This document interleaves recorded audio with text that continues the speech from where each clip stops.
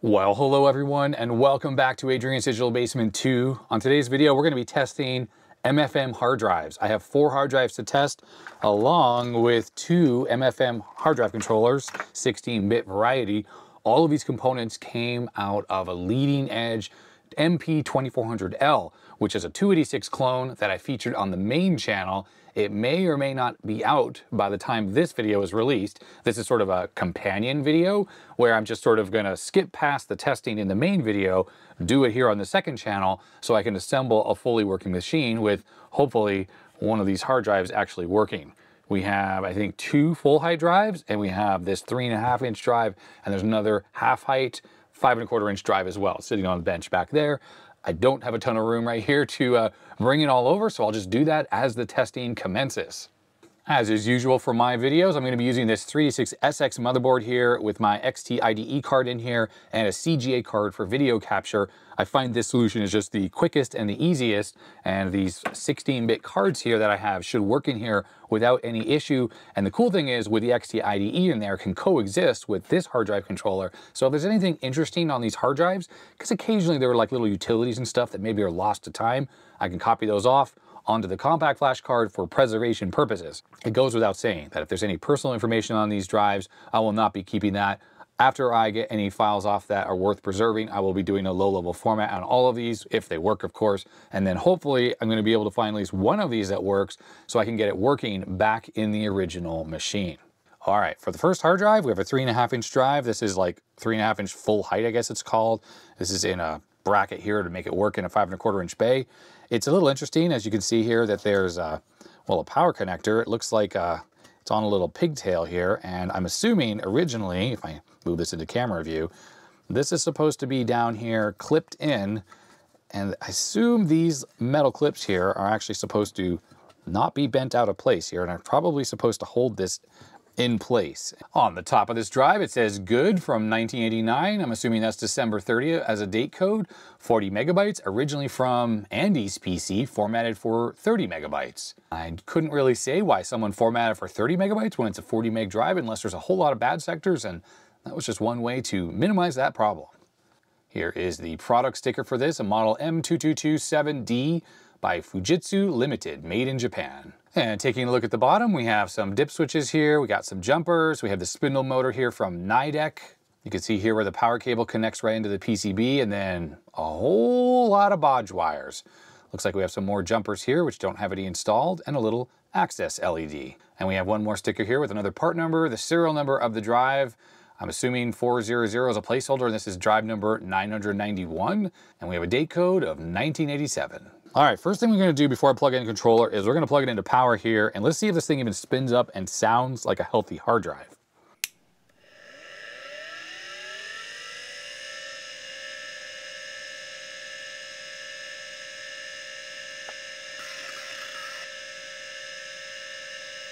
So I'd say that that sounds like a relatively healthy hard drive, no weird noises, and there does seem to be some kind of head-seeking sound.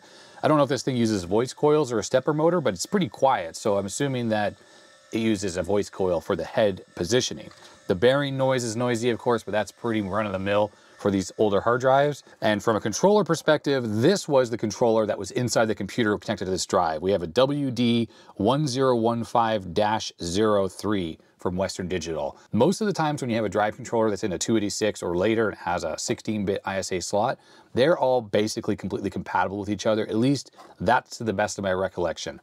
Now this is where my memory is a little bit foggy about MFM hard drives here. We have a jumper here that says 1, 2, 3, 4. I think MFM drives or ST506 interface supports up to 4 drives. Of course, this controller here only supports up to 2 because you have these small ribbon cables here that are the data connections to the hard drive controller.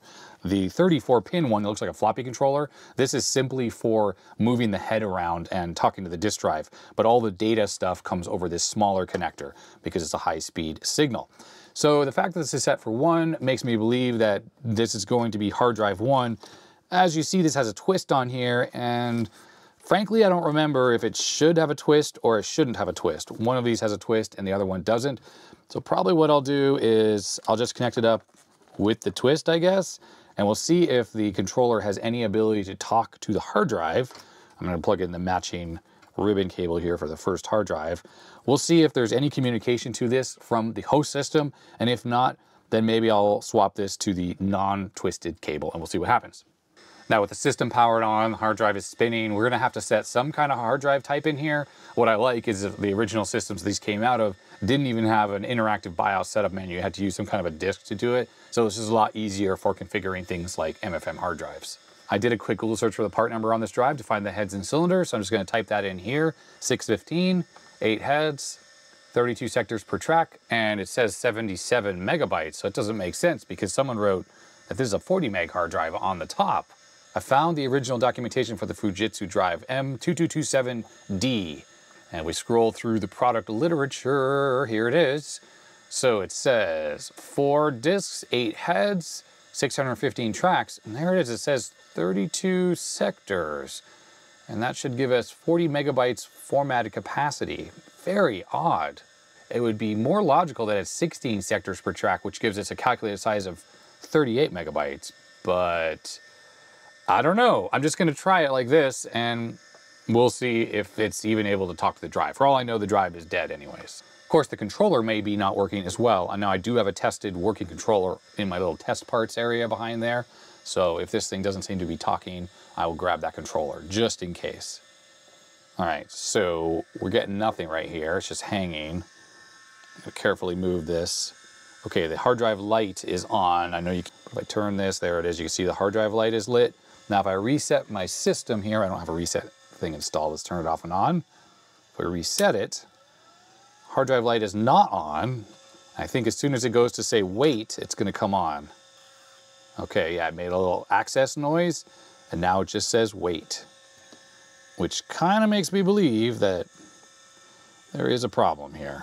Generally with MFM hard drives, if you put in heads and cylinders that are smaller than the maximum that the drive actually supports, it will try to read it, and you can low level it and use it that way. You'll just not have all the capacity. Because remember, the disk controller that's on the computer is actually talking to this drive, and the drive is mostly a dumb device. It doesn't really know what's going on. It acts more like a floppy drive where you're like, step this direction, you know, ahead, or step this direction back, or change heads and stuff like that. I mean, it really acts more like a floppy drive than a conventional hard drive would, like on an IDE interface.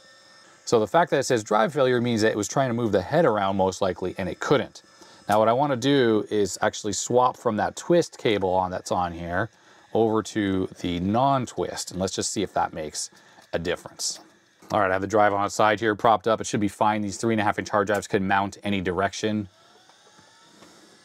See if this makes any difference at all.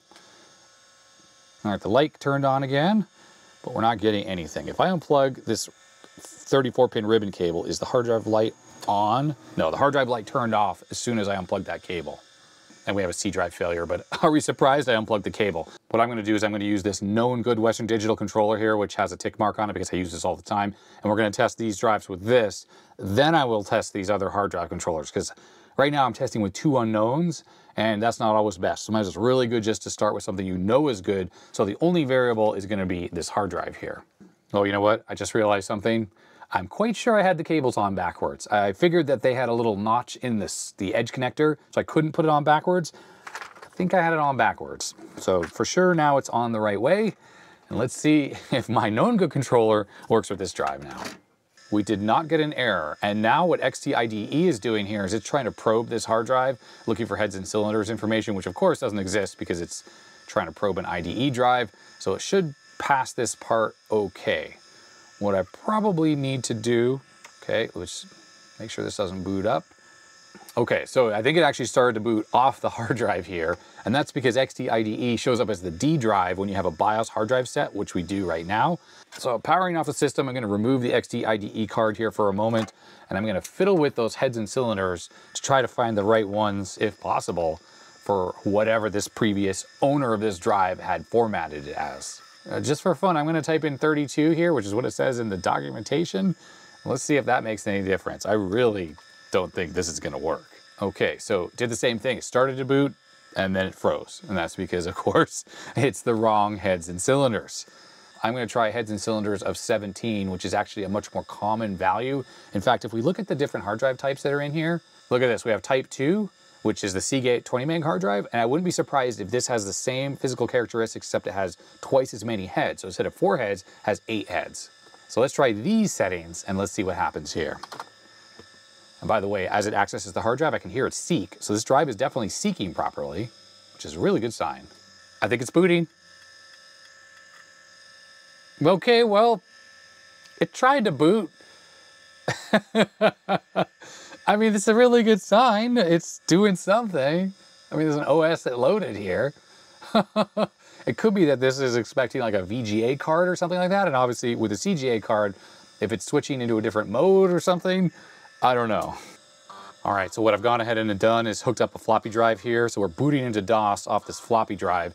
And that way we can take a look at the contents of the hard drive. Not to mention I put my XD ID back in, as you just saw right there, which means we should have access to both the C drive, which should be this hard drive here. Let's take a look. Uh-oh. Well, that's weird. Okay, well, what's on D here? The D drive is actually my compact flash card. And do we have an E partition? That's my compact flash as well. So what we're seeing right here is definitely this hard drive here, but clearly we have some corruption. Now, I think before I do anything else, I'm going to switch back to this card here, the original card that was used with this thing, and let's see if that makes any difference at all. We're back in DOS. We have the original hard drive controller, the long one, and I also have a separate floppy controller now. Let's see what we see. That is not even the hard drive at all. That's just my compact flash card. I'm just going to pop the compact flash card out of the system altogether, and we're going to try again. Okay, without XD IDE in there, it's not even showing the hard drive. So this controller is less happy with the drive. I don't get like a drive error at the CMOS boot or whatever, but let's take a look at fdisk, see if any kind of partition table is even visible at all. And in here it says no partition defined. Interesting. All right, I took out this long card. I put back in my gold Western Digital card, the one that was sort of working before. No XD IDE in there. Let's just boot up into DOS again. No errors or anything for the hard drive there. And let's see if this thing reads it at all. So yeah, we're right back to where we were before. So it's interesting how it does read it. Let's look at the partition table. Maybe we can get a sense for the heads and cylinders based on the partition table. And there it is, it says the partition table is only 31 megabytes. It kind of jives what was written on the top of the drive. Maybe this was used with DOS 3.2, where the maximum partition size is 32 megabytes, although it says 31 there. There's probably not too much more we can do with this drive. I'm just gonna run SpeedStore and we're gonna take a look and see if this can show me any information about the hard drive. I guess the first thing we can do is run a seek test and make sure it actually is seeking properly. Definitely sounds like it's working normally. It's seeking correctly and everything, no weird sounds or anything. So I have a feeling after a low level, this drive is probably gonna work perfectly. Yeah, this is definitely seeking correctly. So I'm gonna exit out of this. So this program also can show you what partitions you have on the drive, and this does show us that we have, well, like a 40 megabyte partition on here, which doesn't really match what DOS is showing in fdisk, so that's a bit strange. I put the XD IDE back in this machine so I can have those DOS utilities available to me. I was going to try to run like a scan disk on this drive. Okay, so the C drive is showing up as expected. We'll just run a scan disk on C. The backup copy of the FAT table is incorrect. Well, okay, I'm going to do fix it here. Make changes. Scan disk allows you to undo the changes you made. I think it creates a floppy disk you could boot and then it undoes the changes, but I don't really care at this point because I think I've found with a lot of these old MFM hard drives, if they haven't been used in a really long time, they seem to kind of lose their data. And all you have to do is do a full low-level format and then they'll work perfectly again. But it feels like even back in the day, maybe you just need to low-level format these hard drives periodically and that would kind of refresh the magnetic information on the disk and make them work again. So I'm just gonna hit skip undo. Let's see what happens. Incidentally, the flashing you see there is because we're using a CGA card. Well, and unfortunately, this has been sitting here for a few minutes and the hard drive light is just solid on and this appears to be completely frozen, like I can't exit or do anything. So I have a feeling this drive is probably gonna work. It's just gonna need a full low-level format. Now, incidentally, you can use tools like SpeedStore to do that low-level format, which I happen to have on this disk here. But some of these early BIOSes also have hard drive utilities on them, like this one. And it allows you to low-level format the hard drive and do media analysis. I just wanted to point out that these types of utilities do exist in some BIOSes. So if you can't easily make a floppy disk with SpeedStore on it, you can often get away with using the BIOS tools here. Here we are in SpeedStore. I went to manual setup. I'm going to do initialize. We're going to do standard init. It will destroy the data on the drive, which is fine because it doesn't seem to be working anyways. We're not going to enter defect locations because there's nothing written on the outside of the drive. And we're just going to pick an interleave of 1 to 1, which for this really fast 386 should be no problem. And there it goes. Here goes the initialize process. And interesting, it froze right away. The hard drive light is on, but it is not doing anything. And look at that. Controller fails to respond.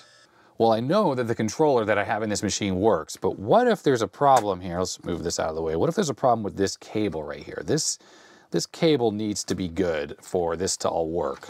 This is the read-write cable, so I'm gonna grab a different one here, and we'll see if somehow this is going to make any kind of difference. Look how it says B on there. The hard drive light is flashing on here while it's trying to write to the drive, and then it just gives us an error.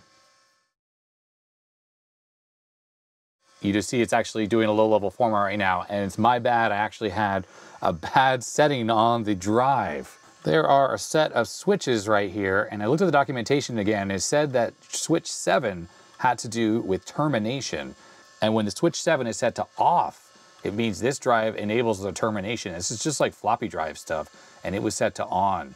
So I switched it over to the other setting, and now, as you can see, it's actually low-leveling the drive. Now, I don't think this necessarily affected our reading back of the data off the drive, though, because the read signals are terminated on the drive controller, not on the drive itself. But that's why it was affecting the writing ability of the drive, because the signal from the controller to the drive needs to be terminated right here on the drive. So it does make me happy, though. This drive appears to be working properly now. So I'm going to let this finish the format, and then I'm going to do a full media analysis to find any bad sectors. And then we'll see if we can get this thing booting up with DOS 622 right on this hard drive. All right, it finished formatting, and now the scanning begins. Already found one bad sector, head 7, cylinder 0, but we're up to cylinder 12 and no issues. And it certainly goes really slowly. I kind of forgot about how slow this process is. And it doesn't look good. I'm just trying to create the partition. It hasn't even gotten to the point where it's asking me how big it is. The hard drive light is just on solid, and yet nothing is happening. These MFM hard drives are such a pain in the butt. They really are. I've been working on this for several hours at this point, and it's just not been working well. I rebooted the computer. This problem we're having is odd because it was able to do that low-level format, which means writing and then reading back from the disk. Clearly it's able to read and write, but then what's going on with FDisk? Just freezing or trying to create partitions where it's not working? The whole thing is a bit strange and frustrating. And this is kind of one of the reasons why I do advise you just to stay away from these old hard drives and just stick with XT IDEs. They're gonna be so much easier. I'm gonna use SpeedStore to do this format again. I'm gonna use 1-to-1 interleave because I know that's the correct setting, and now we're not getting anything at all. In fact, it's probably just going to error out. Controller failed to respond. I'm going to have to move on to the next drive. I could spend forever on this thing, and I just don't think this drive's working properly. All right, here's our next hard drive. It's a full height job, type 3, 614 heads, or cylinders, just like on the last one, and 6 heads. So this should be, instead of 40 megabytes, 30, I suppose. It's really thick and big. There's the PCB on the bottom. There are some jumpers here. I don't know if I'm going to need to change those or not, but let's just try it without changing those at all. Here's the sticker, computer memories, serial number, and we have date of manufacturer, and I guess that's something, 1986, model CM6640. We've got the cables connected up, just like it was for the other drive, and we're going to take this power connector here and get this powered or plugged into the drive. I have no idea, boy, these cables are all stuck together. I have no idea if this drive actually works.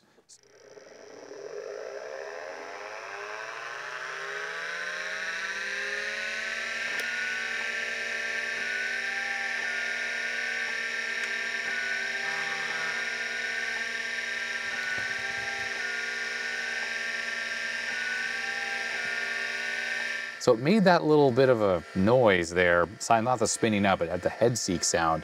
Didn't sound super happy. And if we look here at the front, it does have an LED that's just stuck on. That is not a good sign that this drive is actually working at all. These big drives like this, when the heads are working properly, there's a lot of chonky noises they make, and I'm thinking that those heads are actually stuck. Let's peel this sticker off of here, by the way. And when we look at this drive here, this thing here is almost certainly the stepper motor that moves the head assembly. And it looks like someone beat on that a little bit, and that was not me. So I have a feeling this drive may just be non-functional here. I'm wondering if there's a way to get this off here. With this faceplate removed, it doesn't seem like there's any way to access any part of the stepper, and this plastic shield is installed under here.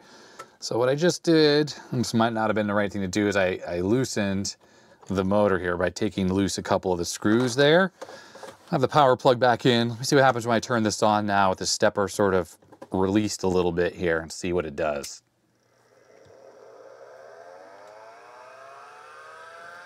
And you can see the LED if I flip this over. It's weird, the LED's not working now. Must have unplugged it. All right, definitely this motor's trying to turn. I can feel it exerting some torque. Oh, a couple screws right here, and then this plastic shroud, or yeah, I think it's plastic, comes off. Now this motor's a little more accessible here. I'm just gonna try to remove it completely from this, because maybe with this off, we can actually physically try to move the heads inside. There's probably some kind of like a rack and pinion system going on in here. And I think we should see into the drive if we pop this motor off here. Now I will have to put the regular warning, I would never do this kind of thing on a drive I cared about. Obviously there's a good chance this drive is dead anyways, but let's see what we see. Well, I've certainly manipulated this quite a bit. Let's see if that makes any difference whatsoever.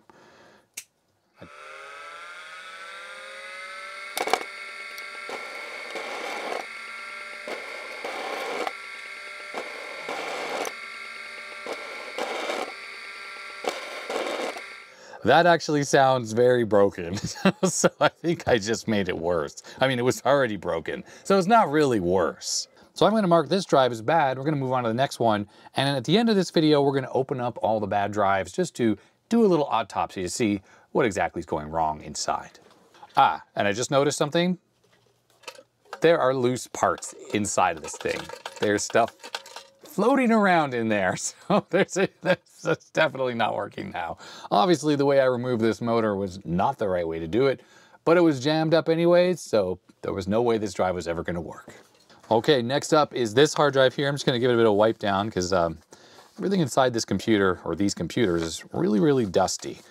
So this drive here is made by Control Data Corporation. As you can see here, 94205-51, that's the model number.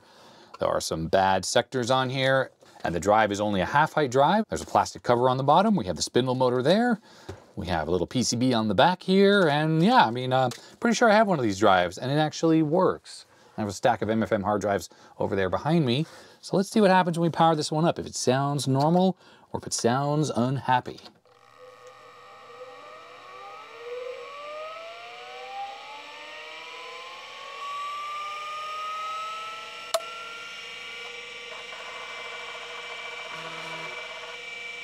That sounds completely normal. Oh, and it parked the heads when I shut it off as well, which is a great sign.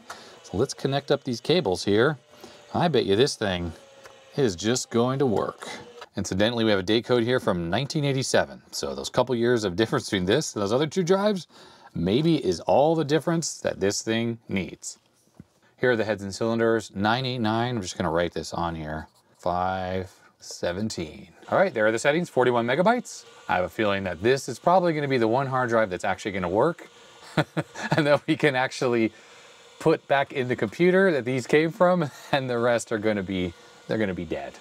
All right, we got a C drive, and I do not have the XTID installed. Oh, there we go, we got some stuff on here. Look at the dates, 95, 90, 91. Someone was using this thing all the way up to 1995. Awesome. All right, I just reinstalled the XT IDE into the computer so we can copy off any files that we need that look interesting. Now I'm booting off the floppy disk because otherwise it would try to boot off of this. And the E drive is my compact flash card. I'm just gonna make a partition here and call it, we'll make another directory called CD40, and that's where I'm gonna copy anything off of this drive that looks remarkably interesting. I'm just gonna set up the path here so I can use some of my utilities like HDIR as a good way to see, what's on the drive, because look at this, it's a lot easier to see with the color coding than the regular dir command. Okay, so looking at this, we have a directory for the above board. That's an Intel RAM expansion card that I'm pretty sure was in the machine that this was in. So I'm gonna copy that off because we may need that to configure that RAM card. Let's take a look at autoexec.bat here. Stock data capture machine, standard auto exec. Look at the prompt command at the top. So every time you hit enter, you'd see stock and then you'd see a bunch of stuff. I don't know, it's like the time and date and stuff like that, plus your path. There's a home directory called user Andy. There's a directory called PCTV. I don't know what that was. There was definitely no capture card in there. SPEGA E3 key in. I'm not sure what any of that stuff is. And it says login Andy there. So there must have been a network card in this computer as well. And looking at some of those things there, set NFS drive equals C, now it's remmed out. And then we have NFS run and then login Andy. So it's definitely some kind of networking stack. Let's look in this bat directory here. So we have different batch files, disk test running, will take several minutes. Oh, it does a Norton Utilities disk test. Okay, so that would be like a check disk kind of thing. And then we have gopher.bat, loading Gopher into memory. CD dummy, does this thing have some kind of CD-ROM drive in it or something? With an MFM hard drive? That seems like a weird, odd combination. Menu.bat, okay, it ran something called main/377 with 1. Let's just run that. All right, we have one called stock.bat, which copies some stuff to somewhere else. So obviously some kind of stock stuff. There's a D partition. You know what, now that I think about it, I think this hard drive was in a computer. Let's take a look at the partition table. Yeah, there's just this one thing, 31 megabytes. This was in a computer that had that 3.5-inch drive as well in there. They were both in there together. So the D drive was that thing, and that's what it was copying those stock stuff onto. We have WordStar 4, I'm presuming. We'll just run that in a second. And then we have Xtree, which is like a file manager utility. So if we run Xtree, yeah, Xtree Gold, looks like it was on the root partition of this hard drive. There it is, 1989. I just tried to quit Xtree Gold and it froze, and the hard drive LED just stayed on. So I have a feeling there are some like bad sectors or whatever happening on this hard drive. So we have to be careful for those. All right, let's check out this WS4, which I'm assuming is WordStar 4. Run that. Yes, it is WordStar 4. Here's that user directory where we have this Andy directory. And what's in here? alias.sys, history sys, and we have testing.img. I opened up alias.sys and it seems to be like some Unix commands or something. So maybe this is a script that you use in like an emulator, terminal emulator that would connect to a Unix system for maybe accessing stocks and bond systems. And you would run this as after your login or whatever to set up some of your commands. Okay, so what's interesting here is this looks like a shell script, but the weird thing is it has like C:/autoexec and config sys. So is this some kind of like Unix shell for the PC for DOS or something? I need to look around the hard drive some more. This is funky. And actually take a look at this. This is a user bin directory here, and these seem like a whole bunch of Unix commands. So there's like shell. Wait, what? Thompson Toolkit, 1992 though. That's a really late date. This is very strange. I have to admit, not super familiar with this at all. I wonder if I can do exit to exit back to DOS. Yes, I think it's loading command com. Well, I'm finding all this kind of interesting, so I'm definitely going to copy this stuff onto my compact flash card. Good old Xcopy is going to do the trick. Now that we know there's some kind of Unix on here, look at this, there's like a bin directory on here. Does this have other commands? This almost seems more like regular DOS here. Let's run stars. What does this do? Stars? CGA low res? Oh, okay. That's simple. It definitely looks like DOS utilities, but it's mixed with other stuff. We have like PK unzip in here and PK zip and RAM BIOS and Norton commanders in here as well. So I'll just copy this whole thing over. It's just Kind of interesting mix. There's a utility here called DM, on-track disk manager. Yeah, there are lots of utilities on this thing. This person obviously cared about maintaining our hard drives. I can see a copy of SpinWrite on here too. Here it is, SpinWrite 2 version 1.1. All right, so the drivers folder, it has something called VEC IE6 in it. Unfamiliar with what that is. There is an etc directory with a password file, and I type cat password. Of course, that's not the right command because we're not in the shell here. Andy's password there. Okay, it doesn't really have one, but it says it used shell there. So this is very interesting. This is like some kind of like Unix-like system on this DOS PC. And then we have a directory LL here, which DD, is this like disk doubler or something? Oh no, this is the Laplink device driver. I used to use Laplink. It was a way to use a serial cable, like no modem, crossover serial cable to hook up two PCs and transfer files directly between them. Or you could do it over parallel as well, if I recall. And it was a great way to get files off of computers because before we had zip drives and thumb drives and whatever, you had to get stuff off computers in place. And Laplink was a utility that we all used. I used this like crazy when I worked at a computer store while I was in high school because I was having to get files off an old XT. A customer would bring their old computer in to buy a new one, and I'd transfer the files using Laplink. I did that all the time. So there's a directory called NFS here, which has to do with networking of some kind. Oh, and there's the 3C501 network driver, which is a 3Com card that was inside one of these machines. Very interesting. So what if we run this net command here? Oh, this is actually the Microsoft network stack, I think. PC NFS is not installed or has been disabled. Not super familiar with this utility suite, but let me know if you recognize which this is, and if somehow this is unique or valuable, then I'll save this and upload it somewhere. Here's a program that says QEdit21, and I don't really recognize what this is. There's a Q command here. File to edit. Okay, why do we do d autoexec.bat? Okay, this is just some kind of a text editor. Okay, and it has some kind of menu I brought up by pressing escape. Exit all files. All right, neat. Something called PSJet. Does that have to do with printing? The laser connection. Okay, I think this has something to do with like print spooling maybe, something like that. I don't have a parallel port on this computer, so that's not gonna work. I realized I hadn't taken a look at configs, and it's interesting, a lot of the stuff is remmed out here. I think the semicolon there is the equivalent of the rem command. So all those device drivers didn't really work. So I'm assuming like stuff was taken out of this computer and they had to disable things to make it work. So I don't know what this was really used for at the end. Maybe it was just used for the stock stuff or WordStar or something like that. But I'm realizing looking in the autoexec.bat, they have the bin and the user bin directory. And remember, it runs that login command at the very end. So I wouldn't be surprised if in like user bin is that login command. Let's see if this works. This, I assume, is going to go into the shell. Oh yeah, look at that. Thompson Toolkit. Okay. And typing exit should bring us back to DOS. Maybe. Oh, the hard drive light is just solid on. I think we have a bad sector on there.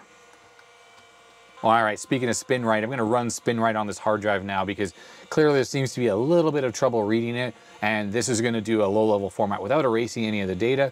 So this is going to take a little bit of time, and I think I've covered this before in other videos, but we're going to do SpinWrite analysis here, and we're going to be doing it on the first hard drive, obviously the C drive, which is this drive here, the MFM hard drive. It's going to go through a check here, and then it's going to go through the whole hard drive and re-low level it, but it does it in a way that doesn't erase the data because it reads the data off the disk, low levels that sector, puts the data back on there, and anytime there's a sector that's slightly marginal, it keeps reading it over and over again until hopefully it can get that data off and you have a totally good working drive, and it can remap out any sectors that are bad as well. Plus it does a bunch of other drive diagnostics. It's a really good tool for trying to keep these MFM drives running properly and really stress testing them as well beyond just a normal low-level format. So I'm going to let this run through and we'll jump cut to when it's done. And I've hit a roadblock. It was doing the pre-flight checks basically for low-leveling this drive, and it gave us this error here. I have 100% used this particular controller to low-level with SpinWrite many hard drives, and it's never had a problem. So I think there's just basically something wrong with this hard drive that is preventing this from working properly. I guess I could still try to do pattern testing on this drive just to see if all the sectors read properly, but I have a feeling it's still going to have a problem. In fact, I just picked the minimal pattern testing option, and it seems to have frozen. So this, even though it's kind of a working drive, is a very sad drive as well. All right, would you look at that? SpinWrite has completed on this drive, and it is working perfectly. No errors whatsoever, not even a single bad sector, which is interesting because it does list a couple on the sticker here, but it's gone through and done a full surface scan, didn't find anything wrong. So how did I make this work after that error that it was getting before? Well, I shut the camera off and I started trying to think about what exactly was going wrong. I rebooted the computer, and back in DOS, I went to the hard drive and I tried to write anything to the drive. It would just time out. So I went and I got another one of the hard drives I have. It's actually the exact same model as the one I'm working on here. And I plugged it in, it booted up right into DOS 622 because I'd formatted it previously. And I still couldn't write to that drive either. I'd do a mkdir and it would freeze. Same exact problem. Is there something wrong with the controller or the cables or what? Because I'd now tried a drive I know works and it's doing exactly the same thing. The writing problem was very similar to what we were having on the 3.5-inch MFM hard drive, right? It was like I was trying to format it, but it wasn't really working. It was formatting, but not actually writing. I don't know, it was acting all strange, right? Similar problem here with both of these drives now. So 3 drives, 2 sets of cables. I know my controller works, but well, maybe there's something else wrong. And then I had a realization. I can show you what I changed, and this is a problem on my 386SX motherboard the entire time. Over here, there's a setting for AT clock, and essentially this controls what the clock frequency of the AT bus is. Now, this is a 40 megahertz 386SX, which means the clock is 40 megahertz. So if you divide 40 megahertz by 5, you get 8 megahertz, which is what the clock should be on the AT bus. And there's that particular setting. Well, I noticed I had it set to S clock divided by 2, and I had this setting up here, automatic config function, set to disabled. That meant I was running the ISA bus at 20 megahertz. Yeah, not even like 12 megahertz, 20. And clearly the CGA card that I'm using on this computer is happy with that. And my XT IDE is happy with that. And yeah, it was like that because I was doing some VGA performance testing on VGA cards, different cards, to see how fast I could push them. Well, clearly that was having a negative effect on the MFM cards. So I set this back to S clock divided by 5. Well, I put the auto function turned on, which automatically sets it to divided by 5. And then everything worked. Booted up the hard drive, my known working good hard drive. I did mkdir, made a temp directory, worked perfectly. I then went ahead and grabbed the 2 other ISA controllers that were in the leading edge machine. In fact, one of them is in the motherboard right now. And sure enough, at 8 megahertz AT bus, these cards were now working perfectly too. They were acting a little strange where the longer of the 2, not this one, but the other one was working sort of okay in here, but not really. And this one was just, I couldn't get this to work at all. But sure enough, with my working hard drive, I was able to use all 3 of these cards, the 2 that came out of leading edge machines, and the gold card, which is sitting right here. So all of these are working now at 8 megahertz, as they should, because that's what they're designed for. And sure enough, I went back to SpinWrite, and I was able to do a full low-level format of this drive. It works absolutely perfectly. So really, the problems I was having before, at least with a 3.5-inch drive, are probably totally my fault. So I'm gonna grab that drive right now, and we're gonna see, oh, this thing is still spinning, and it is really, really hot. It's been running for a good number of hours now. So let's reconnect this 3.5-inch drive. Let's see if this thing is working properly now. I might have partially low-leveled it, so I have a feeling whatever's on there is gone. And I really don't think that the fact that we couldn't read it was a symptom of the fast ISA bus, because the other drives were totally reading properly, even with it set to 20 megahertz. I just couldn't write to the drives, but the reading was fine. All right, so these are the settings for this particular drive. So let's write this and save it. And here it goes. And it's going pretty quick too, because I used 2-to-1 interleave. Hopefully that's the right speed for this. And we'll see if this works.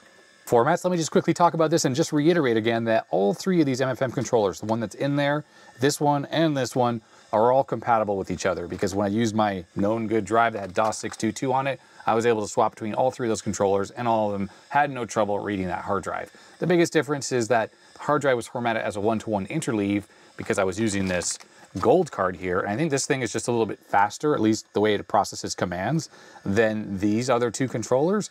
So these seem to want a 2-to-1 interleave, but this newer controller wants a 1-to-1.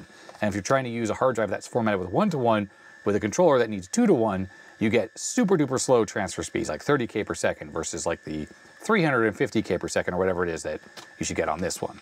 Anyhow, one thing I have proven with this little experiment is that ISA MFM controllers don't like to run at 20 megahertz, but they work fine at 8. But I really do find it interesting to know how many things do work perfectly at 20 megahertz, which is way, way out of spec. Back on the 3.5-inch hard drive, I re-low-leveled it and that worked fine, but when it was doing the media analysis, it did find that same bad sector on track 0. And sure enough, after creating a partition, it sees the partition in DOS, but trying to format the disk gives this error: track 0 bad, disk unusable. It's a weird side effect of DOS because it's bad on head 7. It's not even bad on head 0, track 0. So you figure it'd be fine, but the entire track 0 needs to be good for DOS to be happy with the hard drive. Otherwise, you get this error. If you happen to know a way around this particular problem, let me know, but that one bad sector is the only bad sector on the entire drive after a full media scan has happened. So it's just kind of unfortunate that, well, this hard drive here is no good. We'll put a little X right there. That leaves us with this last hard drive here. This is a full height version, well, of that half height one. I don't think it's exactly the same drive. Type 12 on the front, type 12, but someone wrote type 14 there, and yeah, what else is there to say? Look at this, how there's two different boards. This one obviously handles the read-write head stuff, and this one handles the electronics for spinning the disk and moving the head assembly and stuff like that. All these power transistors here are for, regulating the power to those various motors that manipulate the heads and move things around and do all those drive-like activities. Now this drive, if I recall, sometimes makes weird noises. Let's listen to it.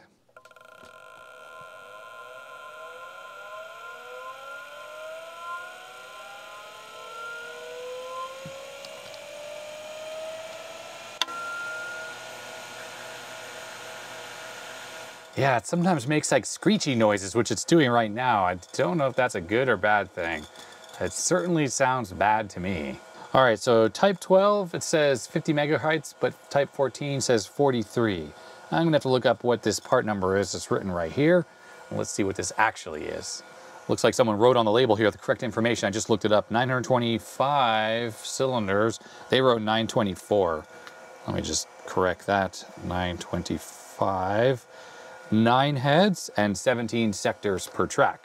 Now it's making these weird screechy noises occasionally, and I don't know if that's just like a bearing noise or is that the heads across the disk making that sound. And if it's the heads, well, there's a good chance this drive is just going to be like a doorstop. Do we see anything on the C drive? We do indeed. Look at that, everyone. Now looking at what's on here, I don't have my HDR program. This looks almost the same as the other one, doesn't it? Fastback, Xtree Gold, SpinWrite log. We have an ETC, we have a user directory, a home directory. Let's look at the home directory. Do we have Andy? Oh dear. Dear, oh dear, that is some corruption right there. Not good. So part of me has me wondering if they were using this type 14 here, which is the wrong type, but should work actually. Just they're leaving some of the capacity on the table. So let's reboot, see if those directories are still corrupted. Okay, here's the C drive. Let's go into home. Look, that was it. That was freaking it.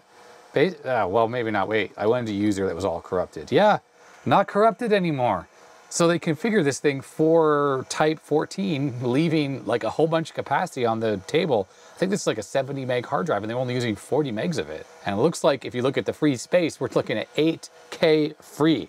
Let's do a check disk of the C drive now with the correct settings. And look, there are a couple small issues like lost allocation tables. It would just free up 45K. So might as well do that, C/F.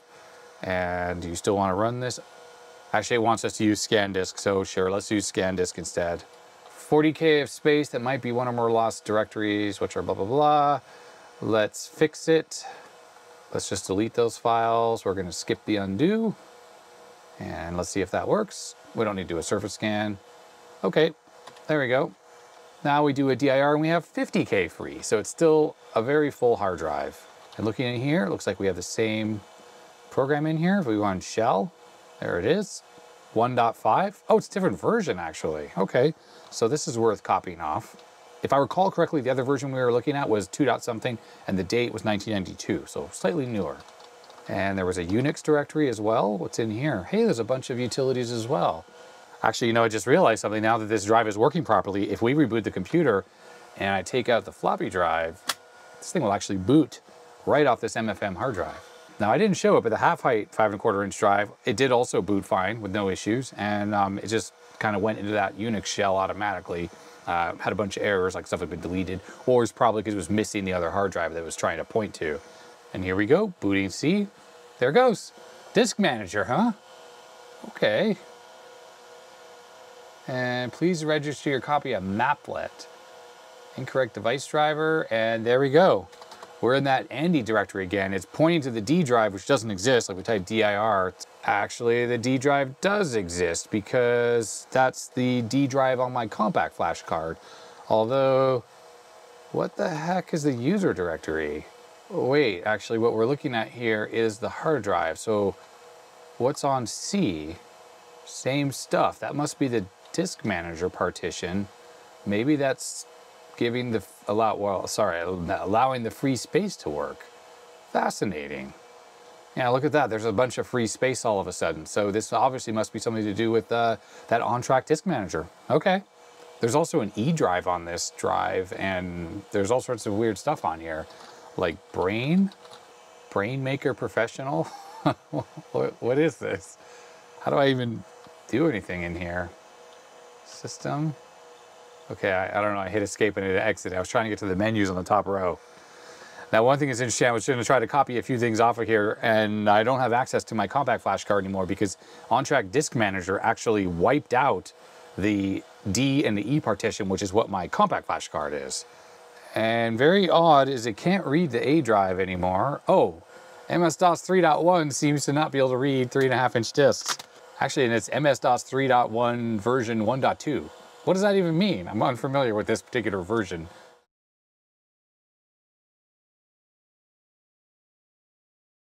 And just like that, take a look at this. If I turn on the computer here, just watch what happens. I'm making it sound a lot more excited than it actually is, but you know, I gotta be excited about something, right? In the test bench right now, we have no XT IDE card. There is no floppy drive or floppy disk in the floppy drive. And right now, what you see happening is coming right off this hard drive. Yes, it is actually booting. Now, it's still making some screechy noises, but it is actually working. And let's do a check disk here, and let's check out the free space on here. It's funny, this drive is actually, well, other than the screechy noises it makes, I don't know what that is, the head assembly is very, very quiet on there. So there we go, we have like about 70 megabytes or so formatted capacity. Of course, it's formatted with DOS 622, so it can use the entire partition size, but it's a pretty good hard drive. It's working really well. I have a little program here, HD Speed, which should give us some, I don't know, throughput on this drive. So we're getting 240K per second. It's pretty slow. This drive should work a lot faster than that, but it's this controller kind of lets it down when it comes to transfer speed. But otherwise, yeah, it's working perfectly. And when it comes to the bad sectors or whatever on this drive, there are none. Even though there's stuff written on here quite a bit. I did an entire full low level, which incidentally, I used the BIOS format utility actually, so that worked perfectly. And then I did an entire media analysis, nothing, not a single bad sector. So I'm not sure why there's so much written on here when the reality is it just works perfectly. It is time for summary time. What have I learned here? Well, I started with 4 MFM hard drives, and yes, they all are here. We started with this 3.5-inch one. I ran into a bunch of snafus that were mostly my fault with this drive. In the end, though, once I figured out all my errors, this drive unfortunately works, but not properly. It has a mere 1 bad sector, and it happens to be on track 0, which renders this unusable by DOS, which is a real shame because the hard drive completely works otherwise. Next up, we have this drive here, this full height thing, and the motor is stuck or something really terrible is happening on there. So this drive doesn't work. We're going to open this one up in a second. And then next up, we had this drive, which is a half height drive, and it actually enabled me to figure out all my configuration problems where I went back to the 3.5-inch and fixed it. But this drive, it works flawlessly. Not a single bad sector on it. If I recall, it formats properly. Actually, I just left what was ever on here. I just did a SpinWrite on it and preserved that stuff. But eventually I'll go to use this hard drive in something else and I will erase it. So yeah, that drive works.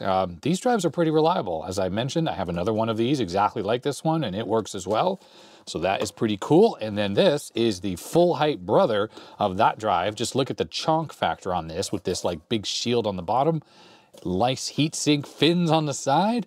Other than a little screechiness that comes out of this thing when it runs, this thing works freaking flawlessly. And it's neither type 12 or 14. I ended up having to do a custom type, but I wrote on the top there for future reference, just like I did with this one. It's a little harder to read, but there it is.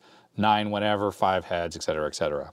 So yeah, I can't believe there were 4 hard drives, 2 work perfectly, and the third one almost works perfectly. That's a really, really good percentage. That's a lot better than I have to say that I normally get with MFM hard drives. They're just, well, they're old, and they weren't really made to last a long time. So it's no surprise that they don't work. In fact, it's funny, when you go look up the data sheets for these drives, there's usually like an expected life expectancy or design lifetime on there, and it's like 5 years, 7 years, something like that. These hard drives are from like 1986. Like, they're approaching 40 years old, and the fact is, who knows how they were stored all those years, like in a damp garage or whatever. Well, the computers these came out of were dusty but very clean, so I don't think it was a damp place. But it could have been hot and cold and all those things, and yet they continue to work. In fact, yeah, it's just this single one here that doesn't. So let me clear these out of the way, and let's do a little quick autopsy on this one. It should be very quick because this video is already super long. Okay, time for an autopsy on this drive. Let's see here. I'm gonna need my tool set here from iFixit. Almost certainly this is gonna use some kind of like Torx bits or something like that. Let's see how tight these screws are. They are not that tight. Okay, so there's a bunch of screws around the perimeter. Warranty void if removed sticker. Look at this one. It's got a big bulge happening here. What's under the bulge? Oh, it's not even a screw. It's just a little rubber cap or something that goes right into the, I don't know, something in there. Maybe I could have used this to try to like free the drive or something. Didn't even think about that. Oh, as I pull this off, I can hear it sort of releasing the tension. Maybe there's like a bit of a spring to this cover, and there's a rubber gasket here that holds it down. Interesting. That's definitely coming away. This should come off now. Here we go. Let me zoom in a little bit just to see the magic inside. Ooh, look at that. Really nice. So on the back side of this, nothing much to report. Heads, they're free, but there's a lot of clunking around in there, I hear. Let's power this thing up, and let's see what it does with some power applied to it. Do not do this. There's spinny parts. You could hurt yourself. It's not like it's high voltage or anything, but there's a lot of inertia in the drives like this. Look at that piece of dust right there. Is that going to cause a head crash? Ooh, it sounds very unhappy. Very, very unhappy. See, the heads didn't even try to move. Oh yeah, there's some definite sadness happening inside of this drive. Interesting. Well, so this little thing here, by the way, is a little air filter. So as the drives spin, it like circulates the air around and probably goes into this thing, and it just filters out any dirt or dust that does make its way into the drive. Let's power this thing off here. But yeah, that's very interesting. The heads are just so loose and disconnected. So whatever the actuator is that connected to this is no longer attached. Let me see if I can discover what that is. All right, there's the little air filter. There were a couple screws that held that on. Oh, and it looks like, there we go. Under here, there's like a vent or something. Now, what I don't immediately see is how this is attached to this, because obviously there's some actuator underneath here that somehow moves the heads, but I don't immediately see anything. But this is definitely attached to something. Turn this on its side here. We can see that there's something in there, but how? How is this all connected? Okay, on the underside here, I got the PCB freed up. Let's just unplug the head assembly here. There we go. So there's the spindle motor, which we know is working all right. That's the ground strap, I guess it's called, or whatever. So that spins. This cover here, that actuator, it must be under there. And you know what? It's quite possible I could have actually taken this apart this way. I didn't really think I could get to this from the outside. And maybe we could have got this drive fixed, potentially. It's obviously way beyond repair at this point. But maybe there was something just bound up or something. But let's see what's under this plastic cover. Curious minds or inquiring minds want to know. Ah, there it is. The actuator. Okay, so obviously I broke this. Okay, so I wonder if the whole problem the whole time was this solenoid here that was keeping it from spinning. That is quite possible, everyone. So maybe like electronically this has failed, or this component has failed. So this, which locks the stepper assembly here, failed to release, which allowed this to work. And obviously this metal band here moved this, which was the stepper assembly. So I kind of jammed it because I tried to get this plastic piece out here. Let's see if I can get this out. There we go. Okay, so now when I move the cam there we go. The heads move back and forth on the disc with this. And yeah, interesting. So what I thought was like a rack and pinion, because there's a little bit of a gear looking thing down here, actually was the brake for this solenoid. And that, well, could have been the problem the whole time. All right, well, live and learn. I have never seen a hard drive where the head actuation was outside of the sealed cavity. So you could have actually got to it without totally dismantling the drive. Just had to take the PCB off. So if you have one of these drives, this particular brand, which is, there it is right there, Computer Memories Incorporated, the CM6640, and it doesn't seem to be moving the heads, well, take the PCB off and then try to check on what's going on here on the actuator assembly. You don't even have to open it. Very interesting. And I guess whatever you do, don't try to take this motor off here because, well, it won't come off because this metal band is all wound up around it, and yeah, that'll break the drive like I did. Well, there we go.